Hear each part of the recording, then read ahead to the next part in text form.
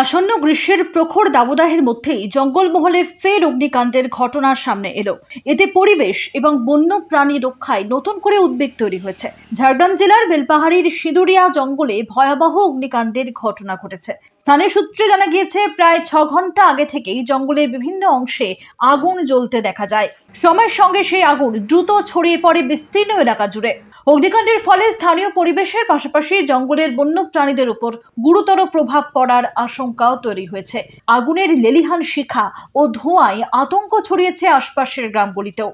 অভিযোগ উঠেছে, আগুন লাগার পর দীর্ঘ সময় কেটে গেলেও বন দপ্তরের কোনো কর্মী বা আধিকারিককে ঘটনাস্থলে দেখা যায়নি। তাতেই ক্ষোভ বাড়ছে এলাকাবাসীর মধ্যে। তাদের দাবি, সময় মতো ব্যবস্থা নেওয়া হলে আগুন এতটা ভয়াবহ আকার নিত না। এলাকাবাসীরা দ্রুত বন দপ্তরের হস্তক্ষেপ এবং আগুন নিয়ন্ত্রণে আনার জন্য প্রয়োজনীয় ব্যবস্থা গ্রহণের দাবি জানিয়েছেন। তাদের আশঙ্কা, দ্রুত পদক্ষেপ না নেওয়া হলে পরিস্থিতি আরো ভয়াবহ হয়ে উঠতে পারে।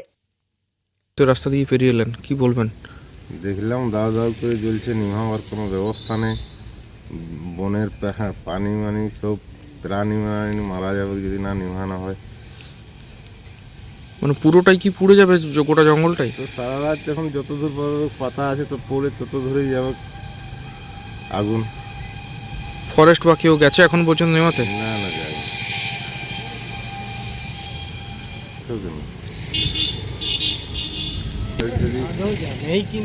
তো তাহলে আগুনটা কি জ্বলতো? কি নাম? জলেশ্বর পর